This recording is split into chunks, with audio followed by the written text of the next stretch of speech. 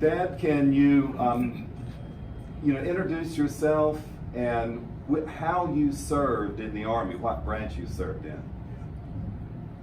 I served in the Second Corps, which was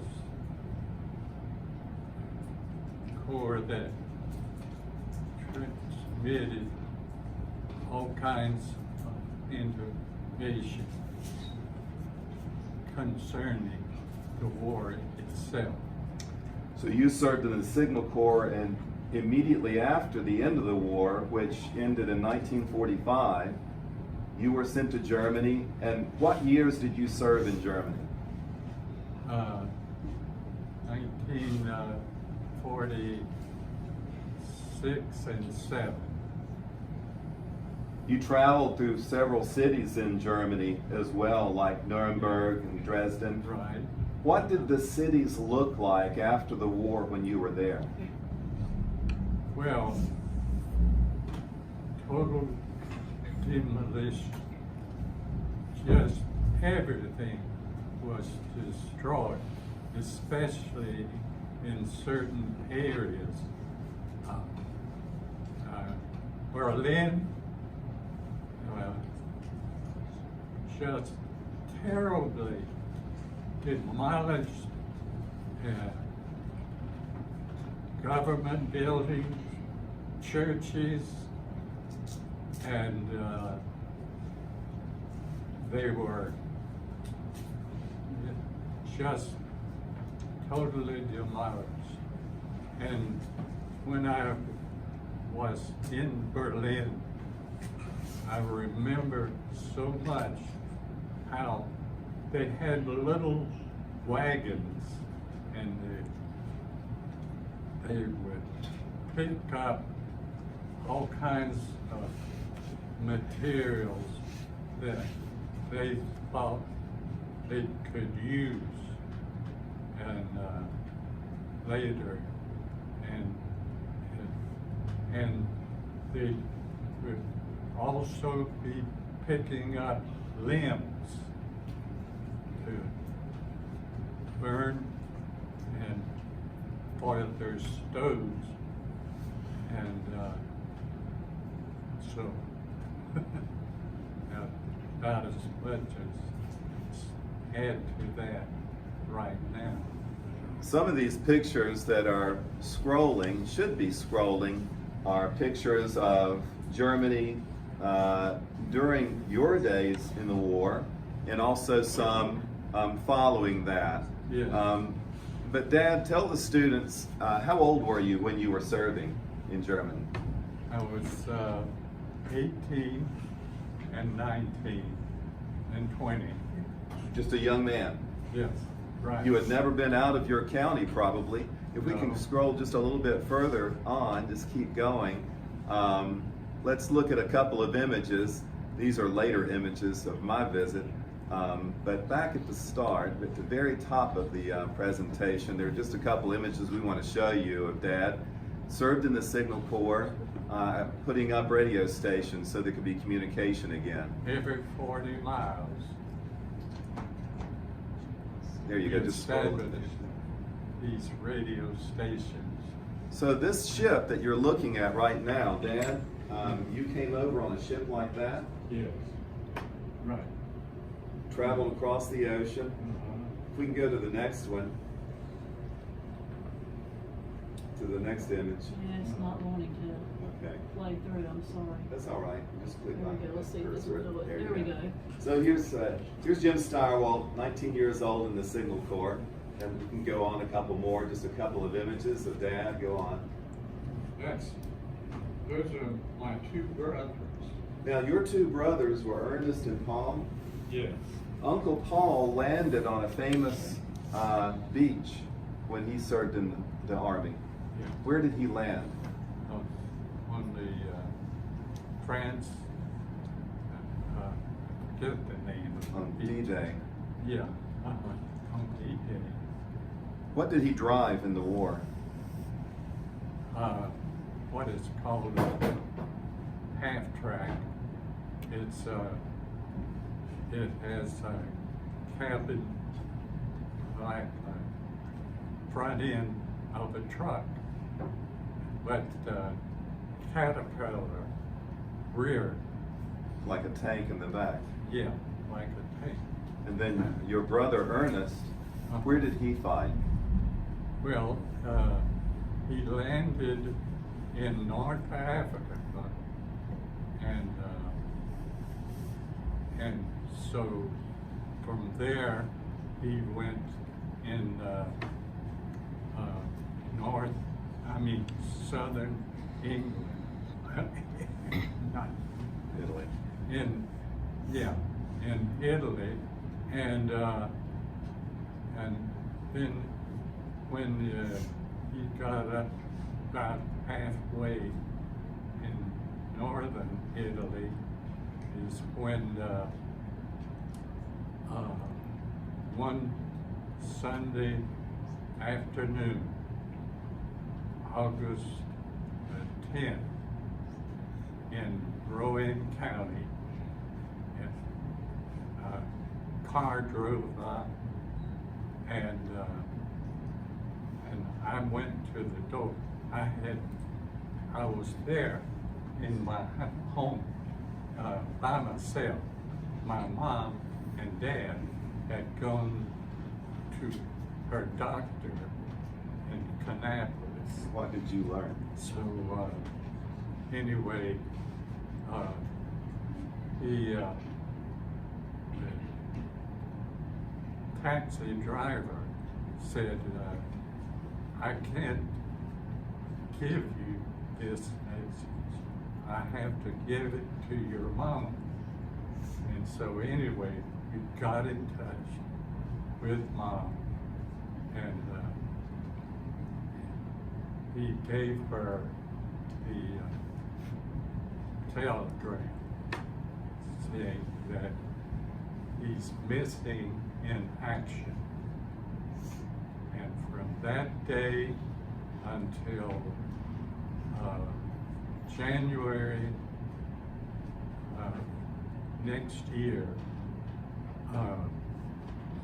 we lived in agony and knowing that somehow or another he's gonna be found.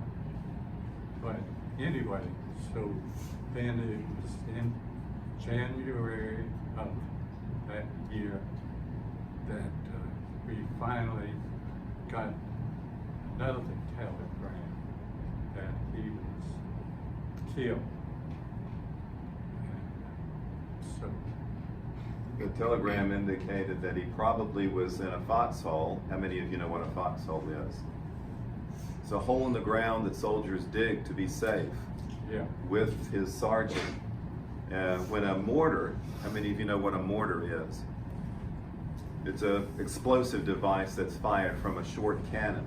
yeah, It came into the foxhole, they believe Dad, right? yes, And it was a direct hit. direct it killed several people, but of course the one that we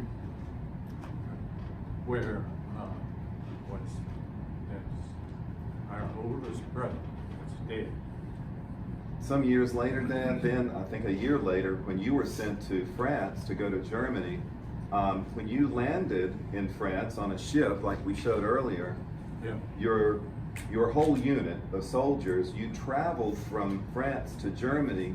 And how did you travel? Can you tell that story? Yeah. Yes. We